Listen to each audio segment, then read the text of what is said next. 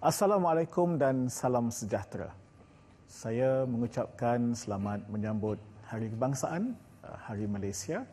Dan kali ini saya bersiaran daripada studio RTM di Bumi Kenyalang di Kuching.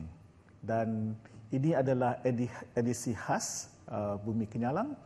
Nanti selepas ini saya akan ada edisi khas di Sabah pula. Malam ini kita bercara tentang Kamek Kaya Budaya. Dan ada dua segmen. Segmen yang pertama dengan seorang tokoh sejarah, seorang ahli akademik telah menghasilkan 13 buah buku. Yang ini saya jelas sikit. 13 buah buku atau bab dalam buku pakar tentang kebudayaan Melayu dan kebudayaan tradisional di Sarawak.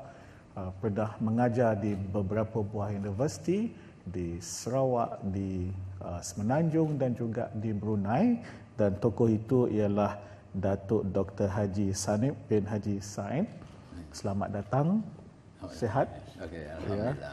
Dan hari ini bahagian kedua tu rahsia, nanti saya akan cerita kemudian Datuk. Ya, Tapi terima kasih kerana datang. Sebelum saya mula, ada satu gambar yang sangat menarik yang Datuk bawa pada malam ini. Boleh cerita sikit tentang gambar ni? Oh, ini gambar ini ilham kami dari Amanah Khairat Yayasan Budaya Malaysia Sarawak tentang Sultan Tengah, Sultan Tengah yang kita telah angkat menjadi bangsawan, satu bangsawan pada tahun 2015 ya, yang dapat sambutan yang menggalakkan. Jadi tidak ramai, mungkin di Semenanjung tak ramai yang mengetahui bahawa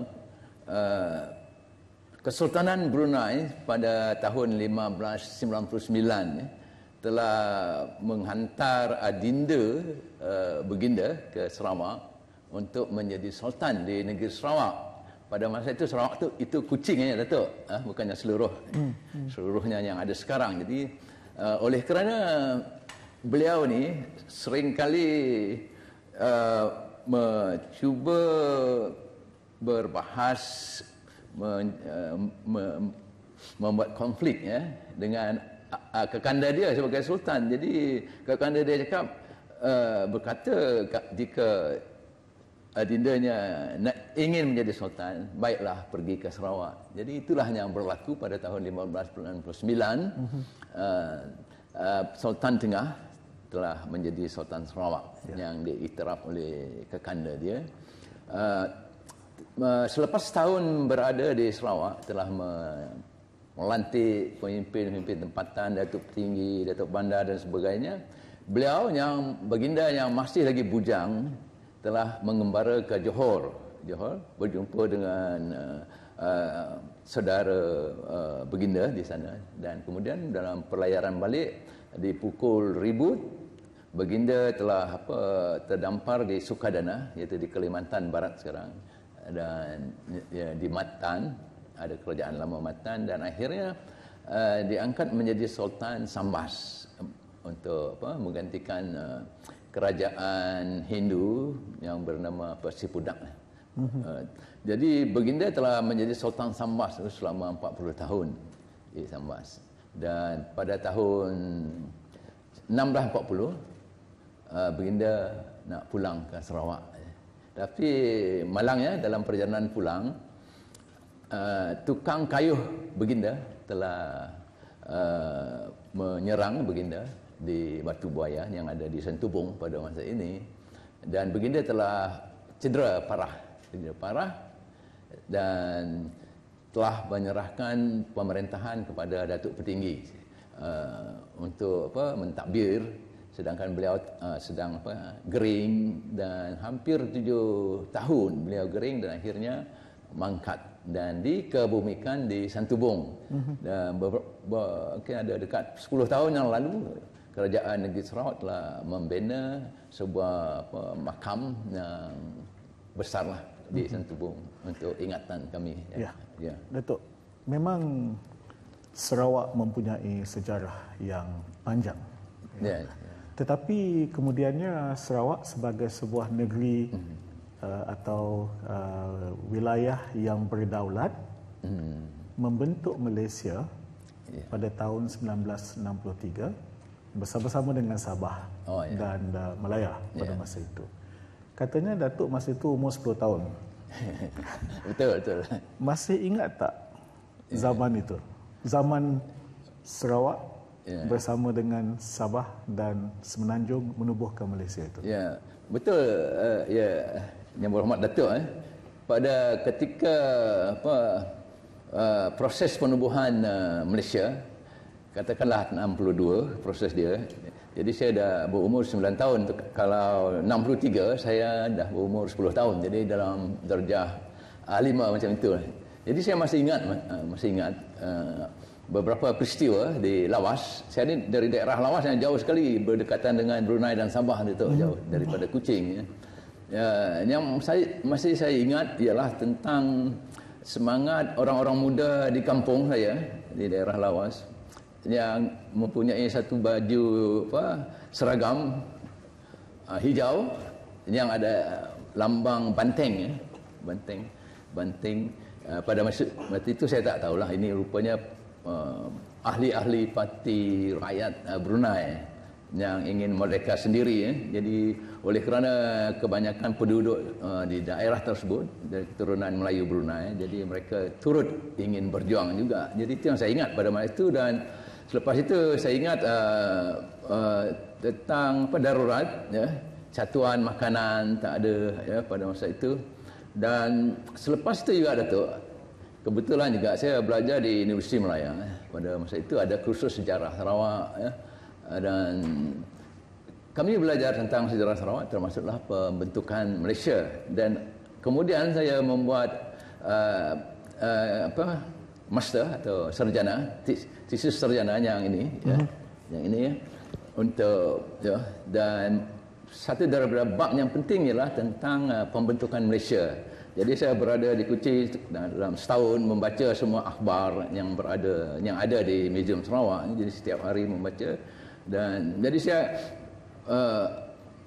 menambah ilmu daripada pengalaman itu dengan pengajian dan tentang penubuhan Malaysia. Jadi saya dapati bahawa kelahiran Malaysia ini sangat rumit. Seperti ibu yang mengandung kan banyak komplikasi, komplikasi. Dah dekat nak lahir, ada problem, ada masalah, dan begitulah yang sangat dialami oleh kelahiran Malaysia. Banyak gangguan, ancaman dan sebagainya, bukannya mudah. Dan dalam hal ini saya kagum dengan kepimpinan Tunku Abdul Rahman. Bagaimana seorang pemimpin yang negaranya Persekutuan Tanah Melayu baru sahaja merdeka 1957, kurang lebih 6 tahun sudah ingin menubuhkan sebuah lagi negara yang lebih besar. Saya rasa ini satu kepimpinan yang begitu hebat lah. Hebat. Sedangkan di Tanah Melayu pun ada ancaman komunis, kebangkitan komunis darurat juga dalam keadaan darurat. Jadi kita melihat kepimpinan yang begitu hebat lah. Hebat. Dan kajian saya yang tentang Melayu di Sarawak memang dari awal menyokong penubuhan Malaysia, dan kemudian diikuti oleh kaum-kaum Bumiputera yang lain, kecuali ada setengah kaum yang tidak setujulah, ada demonstrasi dan sebagainya, ada pengaruh anasir-anasir komunis. Di Sarawak ada komunis pada masa itu yang memang tidak bersetuju penubuhan Malaysia. Daripada kajian ni memanglah kelahiran itu terganggu. Rancangan kelahiran Malaysia ini memang telah dipersetujui oleh semua pihak, termasuk Queen of England. Di Parlimen dah setuju Malaysia mesti ditubuhkan 31 Ogos. Parlimen di Persekutuan Tanah Melayu, Dewan Undangan Negeri Sarawak, Sabah dan juga Singapura setuju 31 Ogos. Bagaimanapun ada kerumitan, ada tantangan daripada jiran-jiran kita, Indonesia, Filipina, untuk melihat kembali atau melihat kembali pandangan rakyat di Sarawak dan Sabah, dan itu yang berlaku sehingga kelahiran itu lewat sikit lah. Tapi kita survive. Kita survive sebagai suatu bangsa, sebagai sebuah negara yang berdaulat, dan pembentukan itu menyebabkan kita melihat banyak kemajuan-kemajuan, tetapi saya nak beralih kepada soal budaya ini. Bagaimana di Sarawak pelbagai etnik. Saya selalu sebut kawan-kawan di Semenanjung harus belajar dari Sarawak bagaimana muhibah kerukunan kehidupan pelbagai etnik, pelbagai budaya itu dapat diuruskan dengan begitu baik sejak kita bersama dalam Malaysia. Itu apa petuanya? Mengikut kajian saya, pemikiran saya tentang masyarakat Sarawak yang pelbagai etnik. Jadi sebagai pengenalan, saya ingin nak terangkan juga bahawa di Sarawak tidak ada kumpulan etnik yang majoriti, tidak ada yang majoriti. Iban 28%, Melayu nombor 2 23.4%, Cina 23%, kemudian Bidayuh 8%, orang Ulu 6%, Melanau 6%. Jadi tidak ada yang majoriti atau yang lebih dominan, semuanya minoritis lah semuanya, minoritis, dan ini memberi sangat kestabilan, menghormati antara satu dengan yang lain. Itu satu yang asas kepada di Sarawak. Dan di samping itu juga kalau kita perhatikan bahawa kumpulan etnik ini tinggal di tempat-tempat yang berasingan, tidak bolehlah kita nak kata kita mesti dapat muhibah kalau tinggal satu bilik dan sebagainya yang sering kita baca akhbar di Semenanjung kan, mesti duduk minum bersama dan sebagainya. Dan tapi kalau di Sarawak memang dari segi semula jadi geografinya, misalnya dari tempat saya Lawas di hujung sekali terdapat etnik Lun Bawang. Hanya di Lawas saja, tidak ada di Kuching. Dan di Kuching ada Bidayuh, kaum Bidayuh, tapi tidak ada di Lawas. Tapi ini tidak bermakna kita tidak harmoni, tidak harmoni apabila khususnya bila di sekolah kita bersama dan sebagainya. Saya ingat unsur untuk berkenalan itu banyak berlaku masa di sekolah. Kita tinggal di asrama boarding school banyak di Sarawak ini, jadi itu yang asas. Dan satu perkara yang menarik sekali, yang mungkin yang saya panggil sebagai pengurusan kebudayaan di Sarawak ialah tentang dasar pada tahun 1988 untuk mengadakan simposium budaya Sarawak secara umum. Malah sehingga kini pun setiap 5 tahun diadakan simposium budaya Sarawak. Sebelum ke peringkat simposium peringkat negeri, kerajaan menggalakkan tiap-tiap kaum membuat seminar dia. Jadi tiap-tiap kaum Melayu, kaum Iban, kaum Kenyah, Kayan, Cina membuat seminar budaya masing-masing. Dalam setahun itu, dan pihak kerajaan akan memberi biaya untuk mengendalikan. Maknanya setiap karakter dalam setiap budaya itu diraikan. Ya. Kita diberi kebebasan, tiap-tiap etnik diberikan kebebasan untuk meraikan, mengembangkan, merayakan kebudayaan masing-masing. Misalnya macam sekarang ini kan, saya pakai tengkolok, saya pakai tengkolok, kawan kita pakai dia punya baju puak, kumbu dan sebagainya.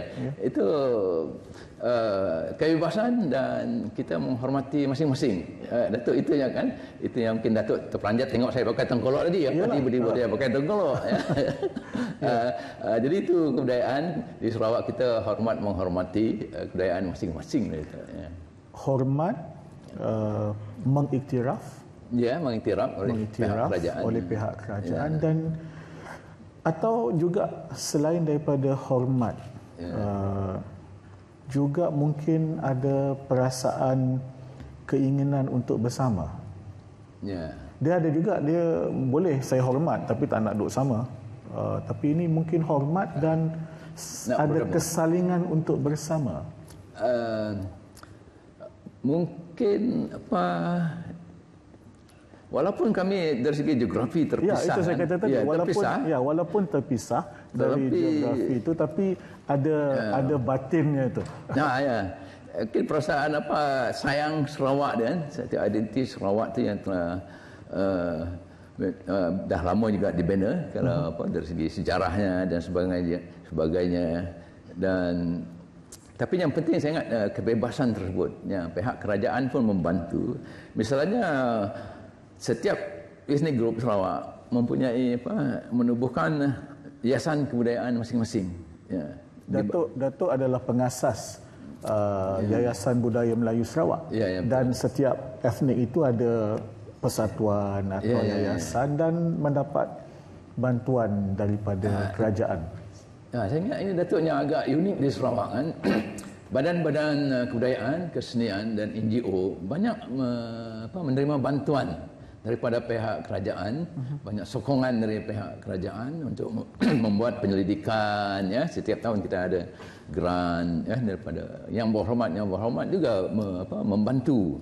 Dan ini sangat ada perbezaan sikit ya. Setiap kaum tu membantu kaumnya untuk membuat kajian, penyelidikan, promosi kebudayaan masing-masing. Open. Jadi kita tak ada rasa sangka tentang apa yang akan berlaku. Kita ada kebebasan macam itu. Dan saya juga dapati bahawa di samping kepelbagaian etnik dan budaya, juga rasa menghormati di kalangan rakyat Sarawak yang berbeza agama juga nampaknya rukun dan harmoni. Betul lah, kita kalau dibandingkan dengan di Semenanjung banyak dipisahkan dari agama dengan masyarakat. Jadi kami dari zaman saya bila kami pergi sekolah tu, bila kami dah naik tingkatan 1 duduk di asrama, itu semua ethnic group ada tinggal di asrama. Tapi makan kita dipisahlah ikut ajaran agama masing-masing. Kami orang Melayu, orang Islam, ada dapur dia dekat ni, ada tukang masak dia, kita makan dekat sini, yang lain makan sebelah. Jadi itu bagi kami itu biasa Yalah, macam makan bersebelahan. Yalah, kalau macam semayang pun tempat lain-lain tapi maknanya kehidupan harian itu. Ya, kehidupan harian. Kehidupan harian itu perbezaan agama, perbezaan etnik dan budaya itu tidak menghalang kebebasan untuk mengamalkan budaya masing-masing dan keharmonian dalam kehidupan harian itu tak terhalang kerana perbezaan itu. Kita mengamalkan ajaran agama kita masing-masing tidak terhalang walaupun bersebelahan. Kadang-kadang masjid dan gereja atau kadang kubur bersebelahan. So itu cara pengurusan kebudayaan dan juga keagamaan supaya tidak menjadi menimbulkan masalah. Sempena Hari Malaysia ni, ini mungkin soalan akhir saya. Betul. Sempena Hari Malaysia ni, apa agaknya momen negaraku yang paling indah yang Datuk ingat sebagai rakyat Malaysia? Ada satu tak momen yang paling indah? Masa zaman saya di sekolah lagi pada zaman saya masa sekolah menengah misalnya kan, bila menyambut 31 Ogos ni semua akan terlibat kami dulu membuat tangglong untuk procession di bandar. Itu satu keseronokan, masing-masing membuat tangglong. Semua orang tangglong itu satu yang kadang-kadang ditunggu-tunggulah. Dan ini saya ingat sudah tak ada lagi kan. Itulah. Tak ada lagi. Ya. Mungkin Datuk boleh hidupkan semula beberapa ini. Tapi alhamdulillah saya sangat berterima kasih Datuk. Seorang ahli akademik, seorang sejarawan juga budayawan. Saya tadi sempat baca sedikit puisi antologi Menunggu Laila. Mudah-mudahan nanti saya dapat baca kemudian. Sesedara, kita baru saja berkongsi pengalaman seorang tokoh tempatan Dan sempena Hari Malaysia kali ini, oleh kerana kita tak ada perarakan besar, kita tak ada majlis-majlis yang terlalu besar, walaupun Hari Malaysia akan disambut secara rasmi di Sibu pada 16 hari bulan September ini pada waktu malam, namun kita masih meneruskan kempen di media sosial #MomentNegaraku, dan saya harap para penonton rakyat Malaysia akan merakam sama ada dalam bentuk teks atau imej atau gambar atau video pendek dan post di media sosial. Baik, kita nak beralih ke bahagian kedua segmen pada malam ini, dan istimewanya kerana pada malam ini saya akan ditemani oleh sekumpulan anak muda, kumpulan muzik tradisional dari Sarawak, namanya Adau, dan mereka ini telah membangunkan semula menggunakan instrumen alat-alat muzik tradisional budaya Sarawak, khususnya sape, dan mereka telah buat banyak performance bukan sahaja di negara ini tapi juga di negara ASEAN, malah di festival-festival muzik antarabangsa di Shenzhen, di Taiwan, di Korea Selatan, di Edinburgh, di London, Sydney dan tempat-tempat yang lain. Dan sebelum saya menjemput ahli-ahli Adau bersama saya, mari kita saksikan mereka beraksi di sebuah festival di Taiwan dengan lagunya berjudul Spring Bloom.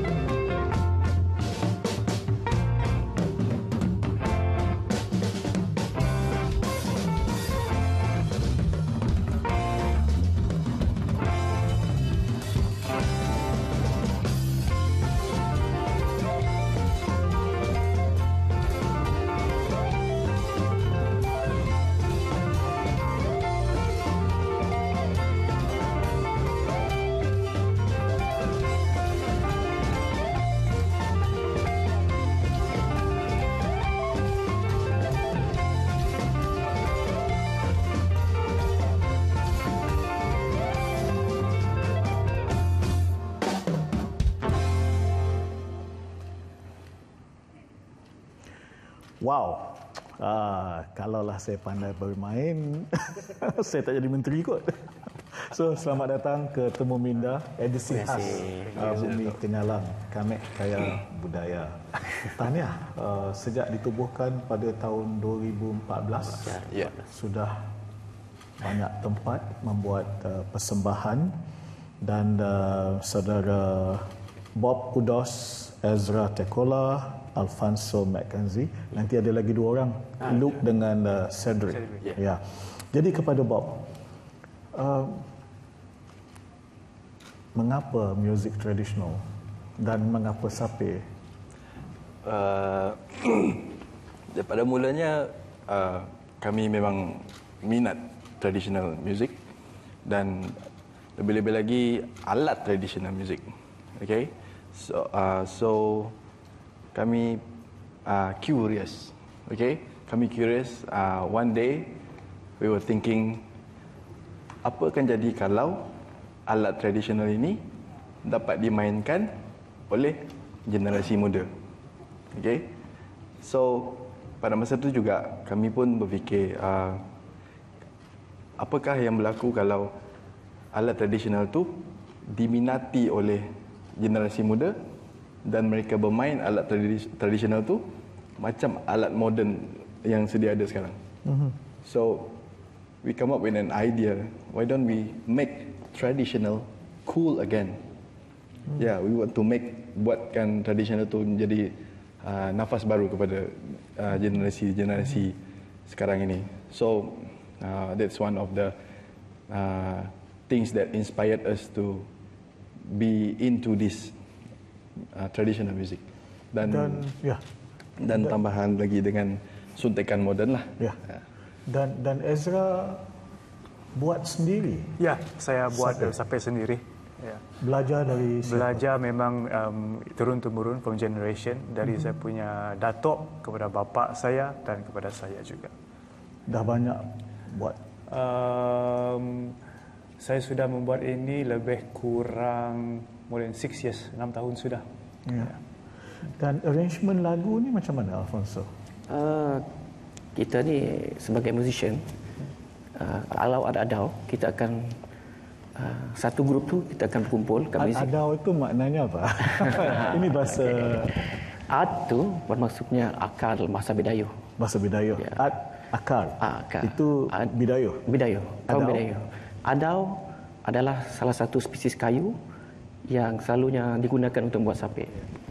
Itu bahasa Kenyah. Bahasa Kenyah. Jadi kita gabungkanlah. Jadi akar kayu adau. Akar kayu adau. Ya. Jadi bila kompos itu kompos bersama atau memang? Kami kompos bersamalah. Jadi biasanya kita habiskan masa banyak dekat studio lah. Kita ada orang studio. So kita jamming. Kadang-kadang idea tu tiba-tiba meletup. Tiba-tiba datang. So kita jot down. Kadang-kadang kita record terus secara raw lah kita record. Dan kita halusi sampai menjadi sebuah lagu ataupun track. So, biasanya macam tu lah. Kesemua lagu dalam album pertama dan kedua kita orang punya kebanyakan lagu sendiri dan ada lagu yang diberi nafas baru. Lagu-lagu old folk dulu. Old folk tune daripada kaum Kenyah. Jadi kita beri nafas baru. Sambutan daripada khalayak bagaimana? Terutamanya anak-anak muda. Boleh dikatakan sekarang ni kita lihat ramai generasi muda yang mula bermain sape. Selepas apa yang kita telah lakukan selama ini, bukan saja berada kumpulan kami, banyak juga kumpulan lain. Jadi kita boleh lihat banyak lagi tumbuhnya kumpulan-kumpulan lain yang ingin mencuba muzik seperti ini. Macam mana saudara melihat kumpulan adau dan permainan muzik tradisional ini memperkayakan budaya tanah air kita? Kalau my personal opinion, saya boleh katakan kami memang 100% meletakkan dari segi knowledge, dari segi budaya kami, dari segi lifestyle kami sebagai, because di dalam adau kami datang dari pelbagai kaum. Ya, ada yang macam Ezra, orang Ulu. Okey. Saya Bidayu. Ya, dia Bidayu dan saya Bidayu Iban. Oh, okey. Tapi orang Ulu pun ada Orang Ulu pecahan-pecahan dia lagi. Kenyah Kelabit. Dia ada berapa? 6, 7 kan? Iya. Okey. Ya. So dari situ bila kami dalam satu kumpulan buat perbincangan, hey guys, how do we do this? So the more we discuss, the more we fall in love with our own culture. The more we fall in love with our own culture. Dan bila perasaan cinta itu diubah menjadi muzik, dan muzik itu pula disebarkan dan dipersembahkan di depan orang, dan we feel very very healthy, rich culture blend together as one. Ada tak kemungkinan kalau di sebelah benua lain itu ada rentak samba, Ya. dah jadi satu dunia mengenali itu. Jadi kalau yang dimainkan, yang dihidupkan oleh Art Adau ini, apa namanya tu? Well, it's pretty much kami memanggilnya world music, genre lah. So kami menggabungkan apa yang ada dari segi tradisional from Sarawak, untuk khususnya untuk orang Ulu, Kenyah, lirik dan juga let's say we get blues, we combine together and become something contemporary lah, lebih kurang pop begitu. Ya. Perancangan masa depan 5 tahun lagi, mungkin anugerah World Music di Grammy. We wish. Perancangan di masa depan, kami masing-masing melihat di arah satu misi, dalam satu misi which is meletakkan muzik kami di mata dunia dan meletakkan peta Malaysia dan khususnya negeri Sarawak di mata dunia, dan biarlah dunia melihat yang kita ni penuh dengan budaya. We respect everyone culture and we really love our own culture, dan di situ kita ubah, bukan kita nak ubah culture, we are too much in this culture, so we make it into very positive music. So would like and hope that dunia dapat melihat ke semua itu. Ada perancangan untuk melatih adik-adik atau anak-anak muda? Memang kita punya salah satu objektif juga. Sebab kalau kita lihat macam dia ni boleh dikatakan sudah mahir bukan saja bermain tetapi membuat alat muziknya sendiri.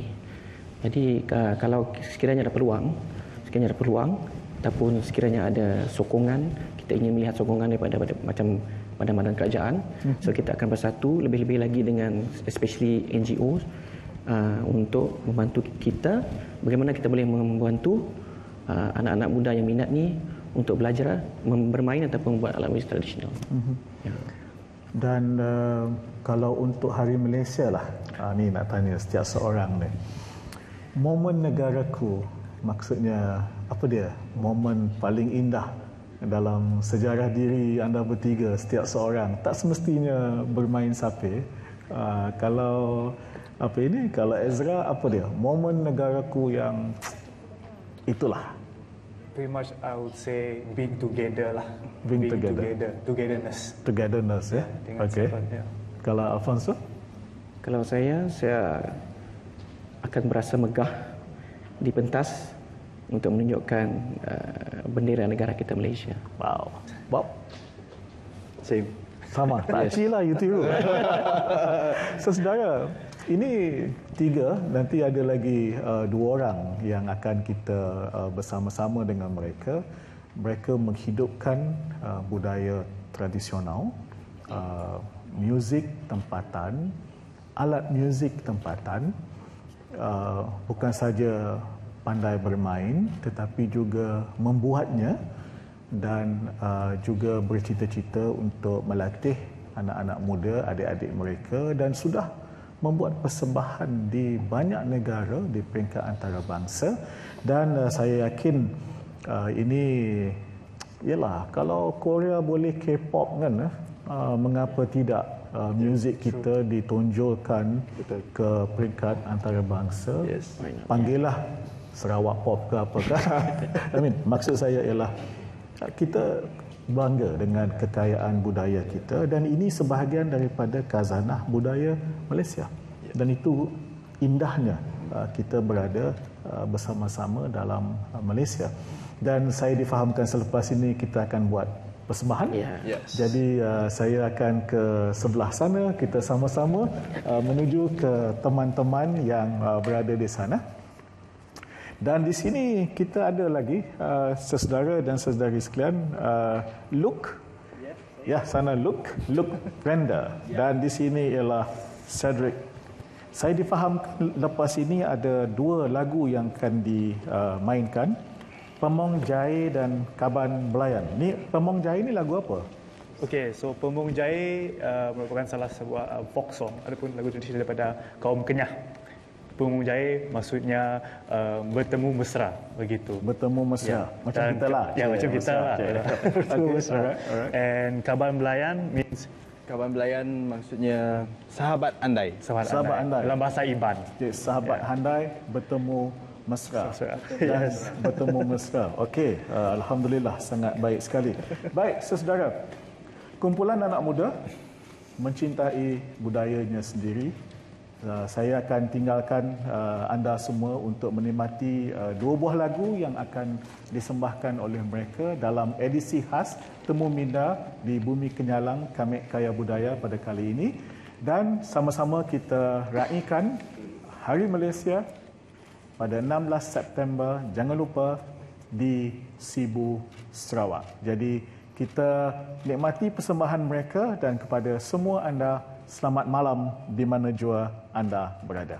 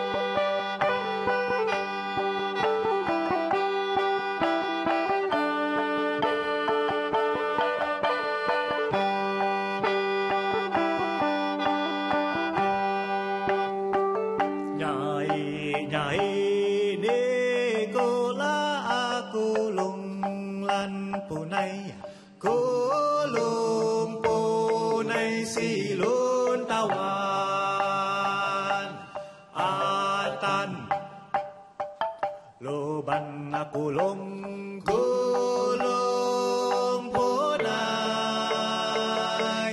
สีลุนตะวันia teklan nalan nalo ina uilan